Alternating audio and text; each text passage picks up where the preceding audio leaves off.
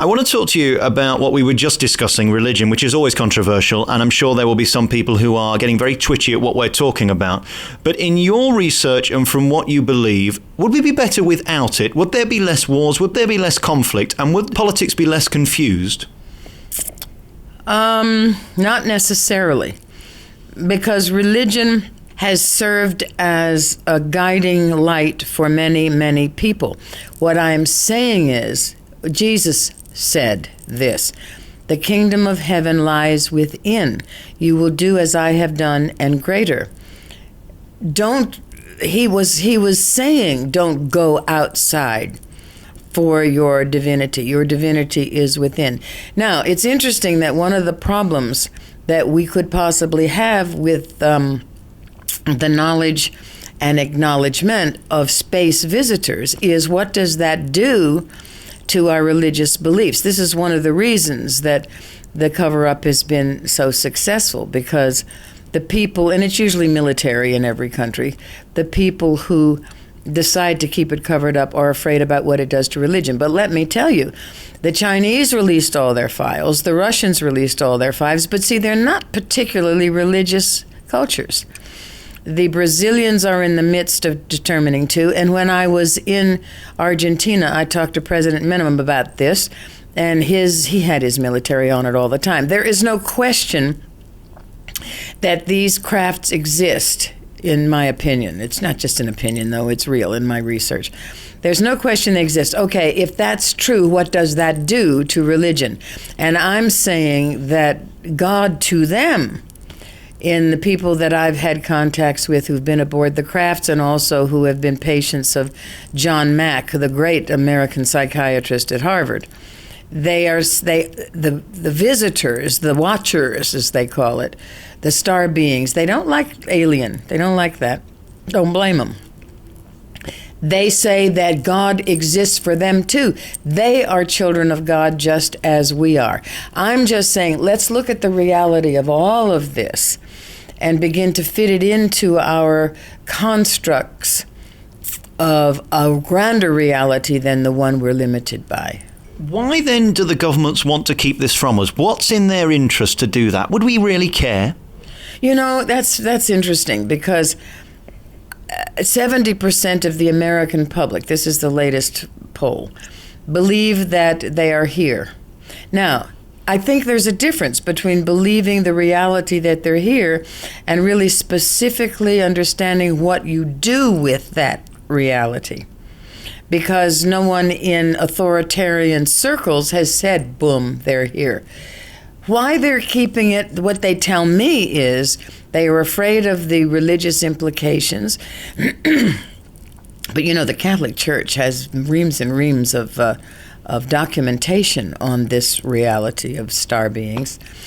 And Father Balducci, who is just the most incredible, he's one of the monsignors who has been close to every pope in the last 20 years.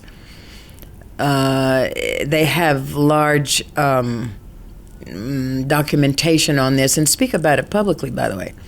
So that's not unusual. I think that the people in charge of the cover-ups, the military intelligence in each country, they also feel like they're the father of the people's consciousness, and they're not real sure how the people will react.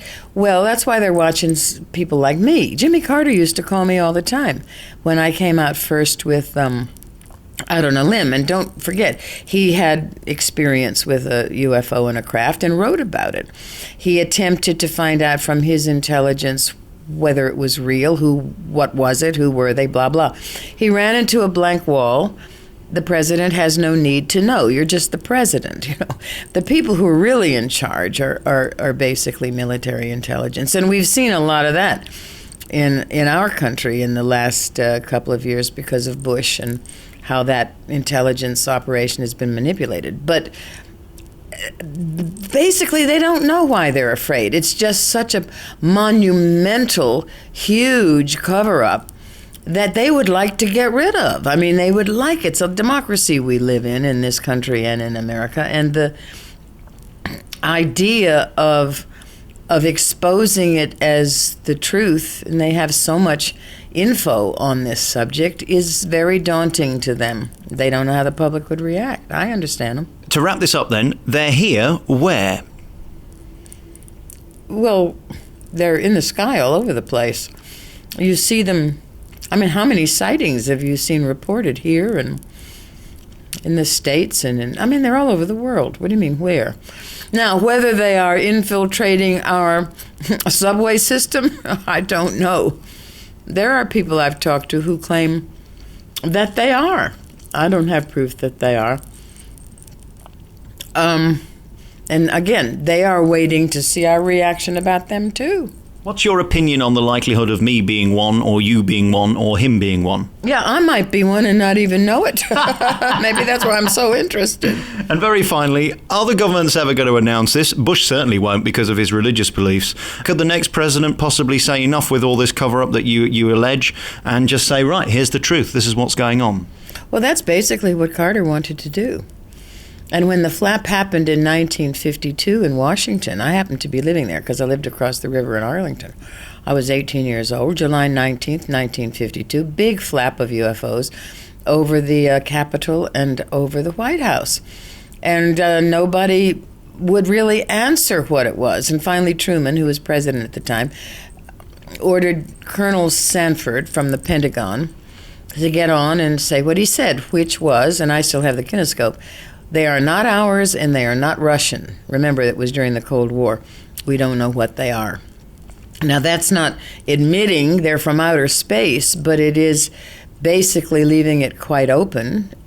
And that's when they ordered Project Blue Book and some of these things to be investigated. But it'll come time soon when this truth will have to be exposed, and then we deal with it however we deal with it.